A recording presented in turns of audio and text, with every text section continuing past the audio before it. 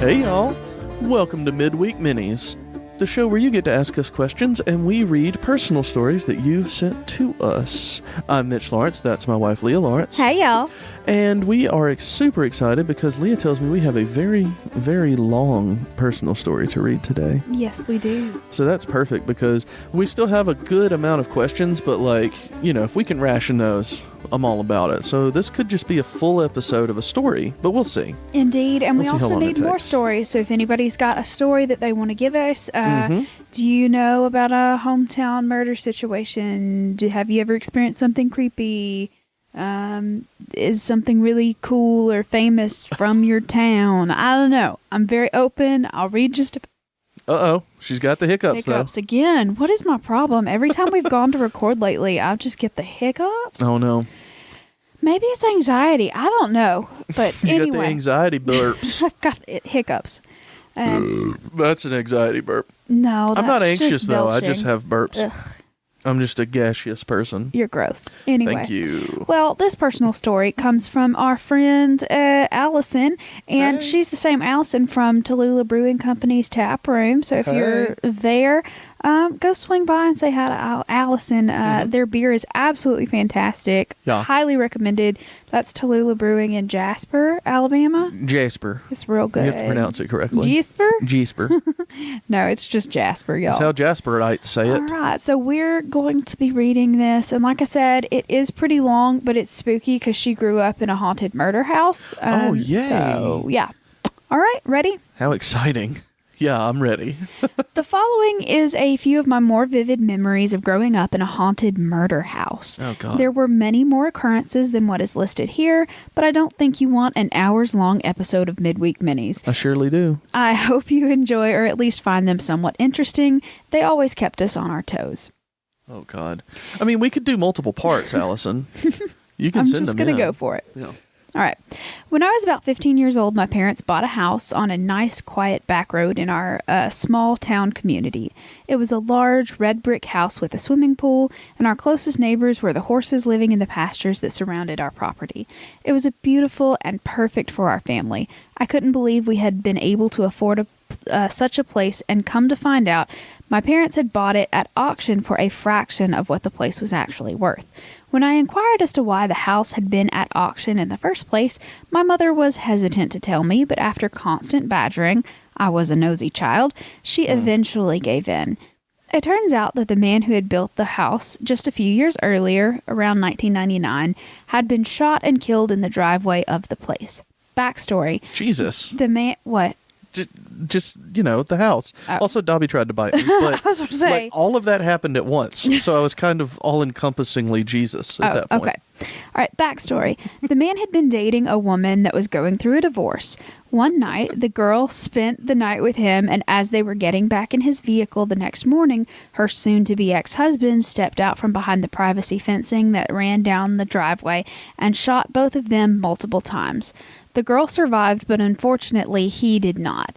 The man I will call John in consideration of his family. Okay. We moved in about 2.5 years after John's murder and had experiences from the very start.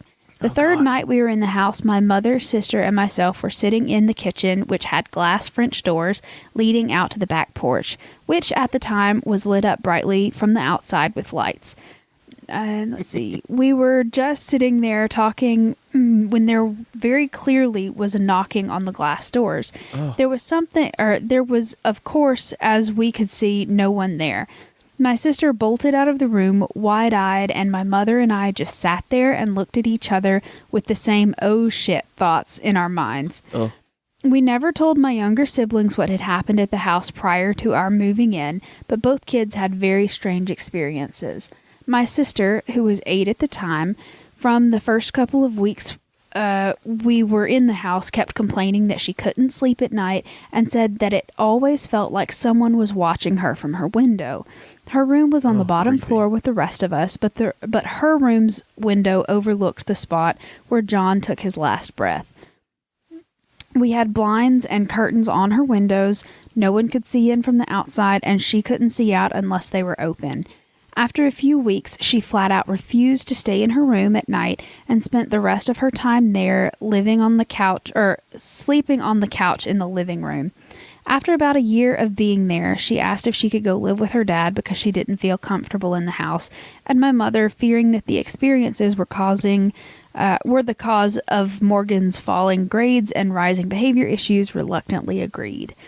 My little brother Kyle was about 5 when we moved in and had multiple experiences with John, but I did not know that's who or what it was. Or he didn't know what it was. Okay, I'm confused already.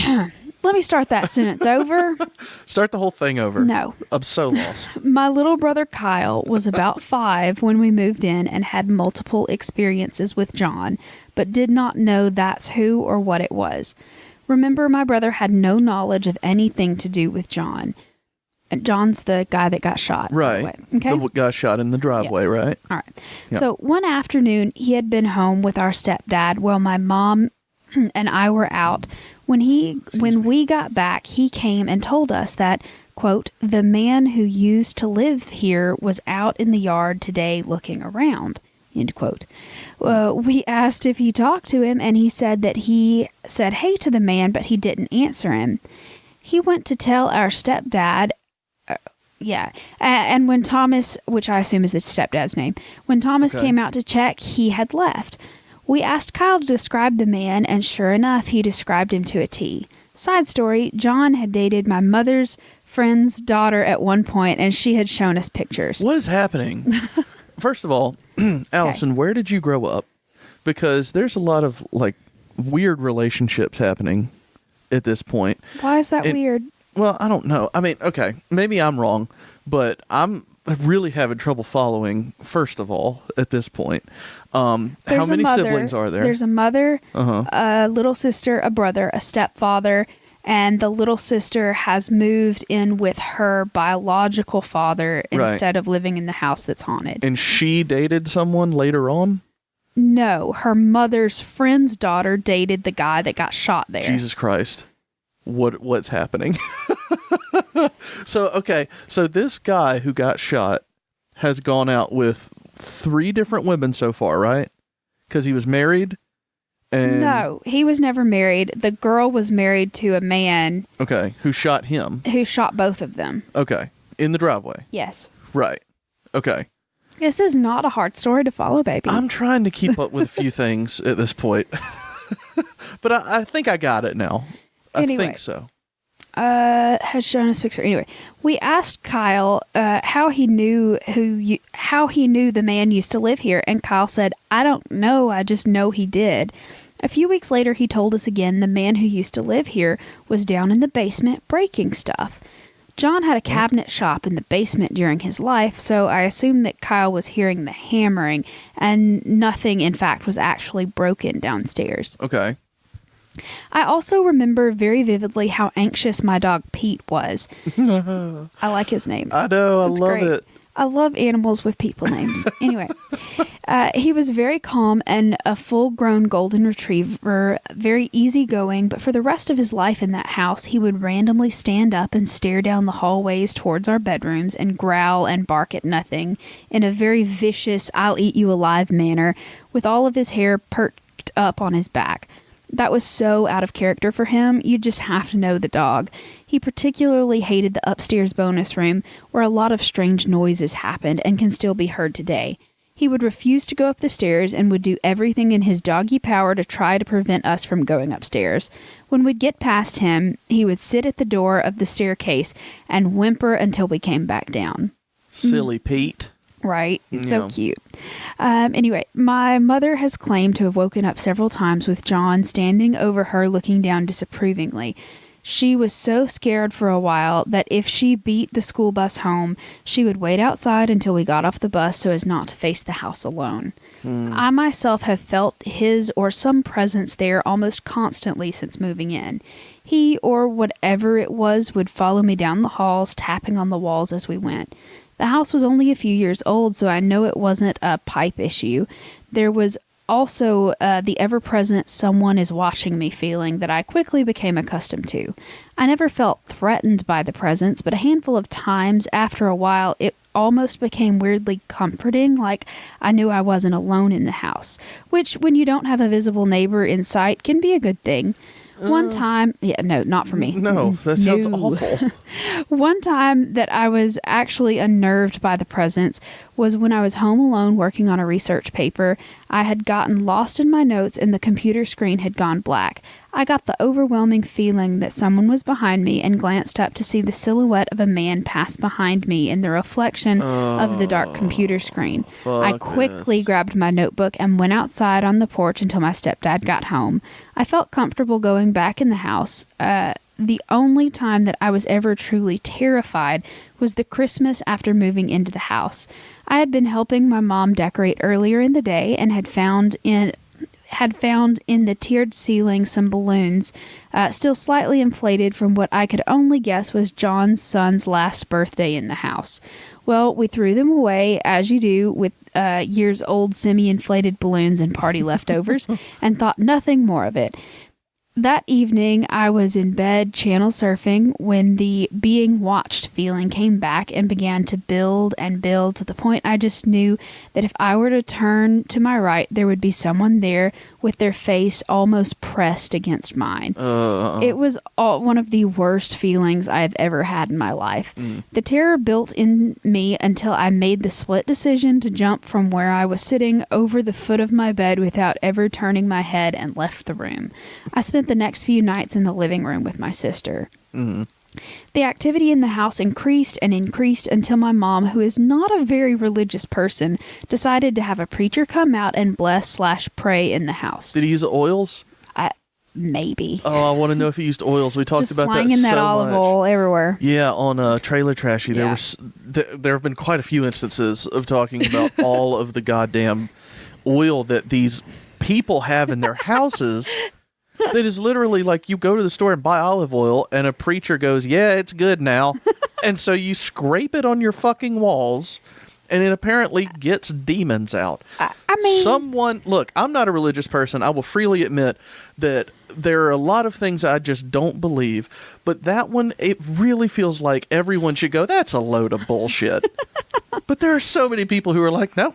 I put an olive oil cross on my wall, and I haven't had nightmares since. Well, that's where we're leading here. Fucking A. I'm sorry, Allison. No judgment, but fucking judgment.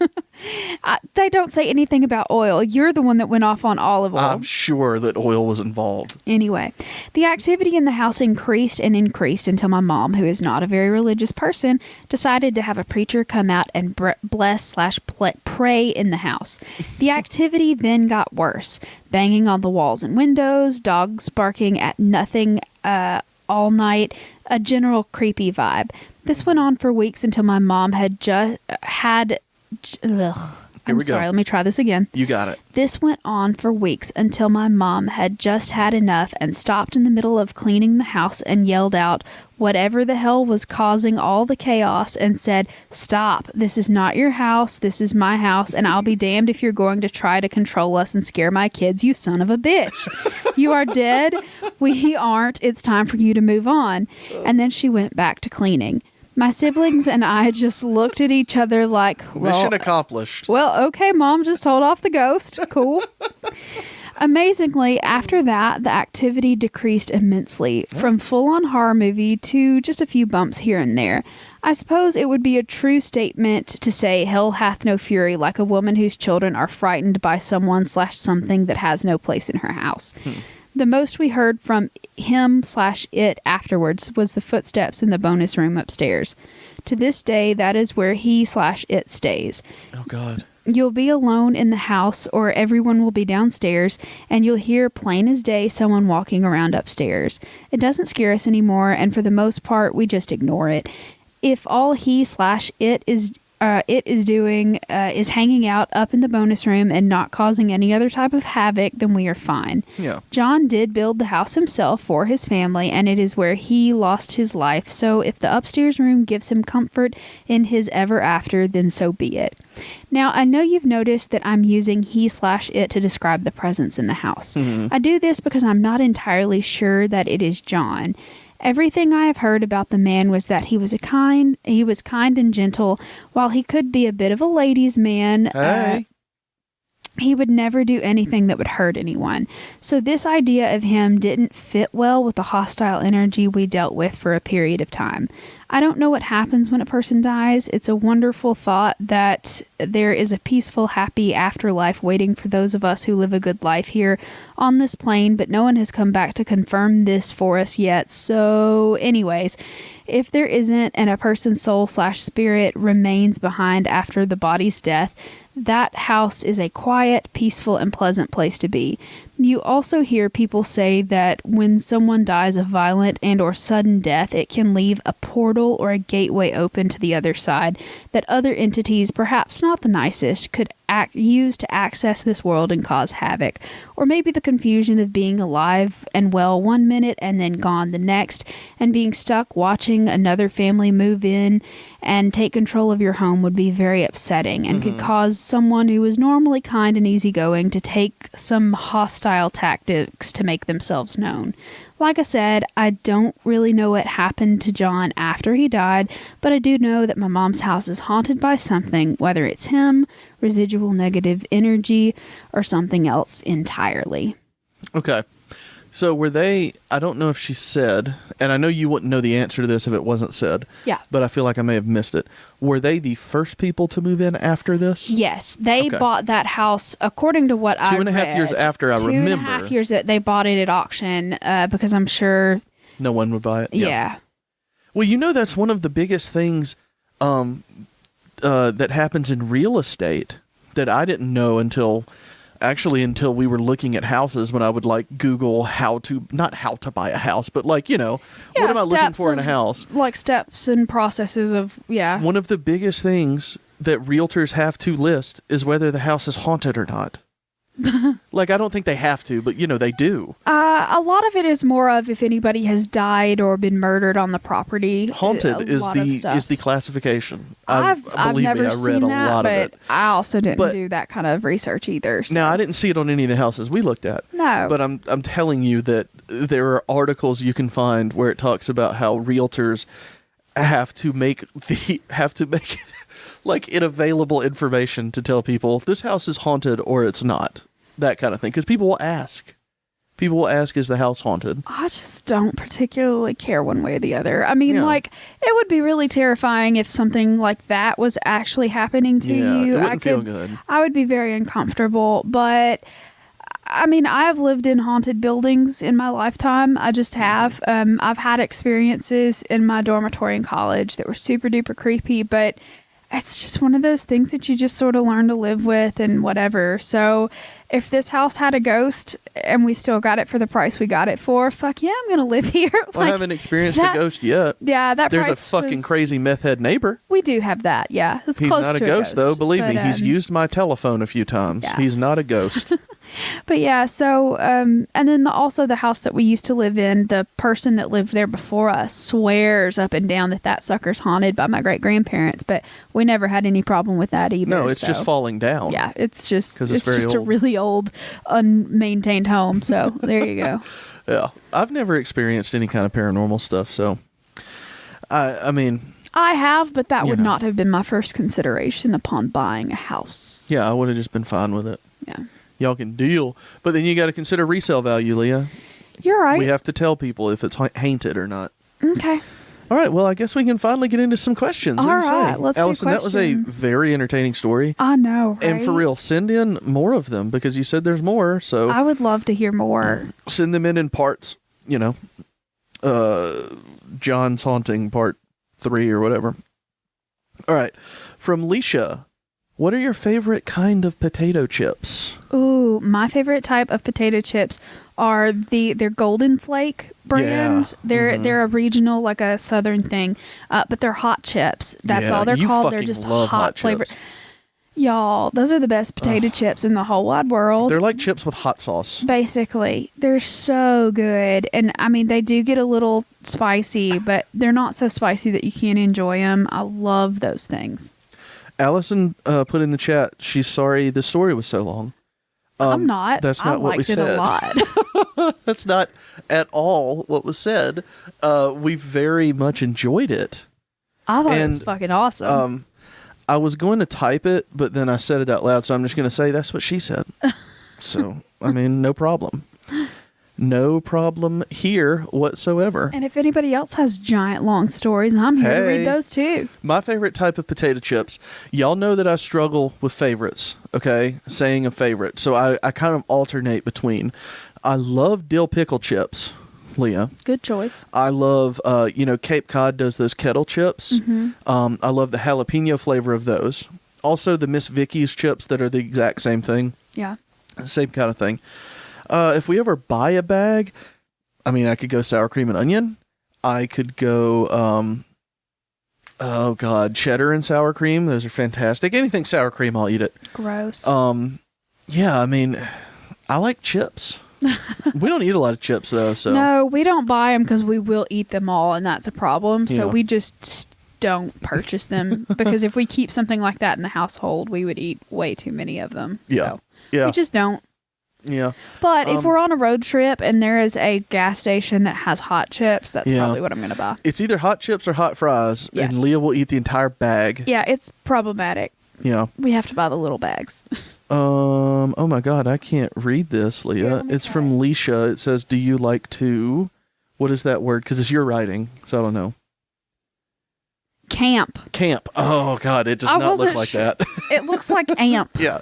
Do you like to I was amp? amp, lamp, camp. I think it's camp. Me, no. No, I do not. I've actually never been like full on camping. I am So- fine if I have a trailer, like a camper, because when I was a little kid, my grandparents took all 4 of the grandchildren camping in Tennessee, and they had a travel trailer, and we parked at a campground, and there was a bathhouse and stuff like that. I have to have a toilet. I'm not peeing in the woods. I don't want to. I'm not gonna. Don't make me. Tent camping, hammock camping. Nope. Not for me. I'm very allergic to lots of bugs, and I just nope. Do you see what Susan said up there? What's that? As per usual, Mitch couldn't pick just one. Well, again, I like chips. I have no problem saying that I like lots of types of fucking chips. I might go camping and take 6 different bags of chips with me because, when I get there, I might want a little bit of all of them. Or I might just want a whole bunch of one. Ooh, and Allison said Zapp's Voodoo chips. Those are my brother's favorite. Those and the Craw-Taters are his favorite chips. Absolutely. I love those too. Camping. I've never full on been camping. And now, since I now use a CPAP to sleep because I have sleep apnea. Sleep apnea. I pretty much just won't sleep outside. Apparently you can buy a battery for them, which someone told us last night. Aaliyah from the Trailer Trashy podcast Yeah. told us that you can get a battery and you can take them camping. I am not going to take that fucking chance. I'll sleep in a camper though. That sounds like a lot of fun. Yeah, I was going to say, if we had a friend that had a travel trailer or an RV, we could talk about it. But I mean, that's not really camping. That's just like nature adjacent. And I can do that, but I really don't want to sleep on the ground. I don't want to sleep in a tree. Especially because, God, y'all, I'm going to tell, all right, tangent time. No more questions because this episode's long enough, so it's tangent time. I'm going to tell you why I especially can't sleep on the ground now. So, in late May, I got a brand new credit card with a big old limit on it. And I was like, Leah, I'm going to get my car fixed because I've said on the show before that my car hasn't had air conditioning since October of 2015. And it's like $1,000 to fix it. And I was like, ooh, great. I have this limit now. I'm going to get this car fixed and I don't have to pay interest for a year, so we can just pay it off quickly. Leah goes, yeah, you could do that. Or we could get a new bed. I said, yeah, I haven't had air conditioning for 4 years. I think I can make it. And we went and bought a purple mattress with a power base. And I am so fucking happy. I will not sleep on the ground voluntarily. Yeah. You can go fuck yourself. I will sleep in 0G when I goddamn well please. It is the best bed that I've ever slept For on. real. And I'm not going back. No. I'm just not. No. It was expensive and a little bit selfish on my part, but I sleep so good now. Let's see. Marissa said, my mom brings an entire kitchen camping with her when we camp. That's exactly what my grandmother always did. Like, she had the stove inside the camping trailer, but she had another entire separate tent set up for us to eat, like a gazebo tent staked next to the camper. So, like, that we had like a big portable grill kind of situation. And, like, my grandmother had a whole kitchen set up because, you know, she basically made all of our meals. She needed to make there. waffles and fried chicken for breakfast while you're fucking camping. She pretty much did. We did eat sandwiches, but she would always make fresh biscuits from scratch in the morning. Like, while you're camping? Yeah. While you're camping. And I mean, we did feed old pieces I love of bread your grandmother to the... death, but god damn it, she is so extra. Yeah, she is. But we would feed old stale biscuits to the ducks, which, granted, we did. This was back in the 90s when we didn't know that you shouldn't feed bread to ducks. That was just a thing that people did. Yeah. So I realize now that was not nutritionally sound for the ducks. But that's what we used to do. And I used to have geese chase me. And I didn't know until I was like, if you look in the mouth of a goose, they have teeth on their tongue and they're fucking terrifying. Looking in the mouth of a goose. Oh, it's so scary. Geese are mean and they run after you and they're assholes. And that's where I first developed my fear of geese. So, and it's a strong fear. It's up there with the Easter Bunny, y'all. Geese are mean. And what's meaner than a goose is a swan. I used to think swans were adorable and pretty. No, ma'am. Those things are hateful. Y'all tune in next week for Leah Reviews Birds. Next week will be no more waterfowl. It'll be land birds only. We'll get into ostriches. What's the plural of ostrich? Is it ostrich? I think it's just ostriches. Ostriches. Okay. All right. Well, it's time to end this audio portion. We can keep hanging out a little bit on the live stream, but yeah, that's enough. Oh God, Leah Reviews Birds would be an excellent episode title. Find a way to hammer that into the next episode that we're doing. Just like squeeze it in somewhere.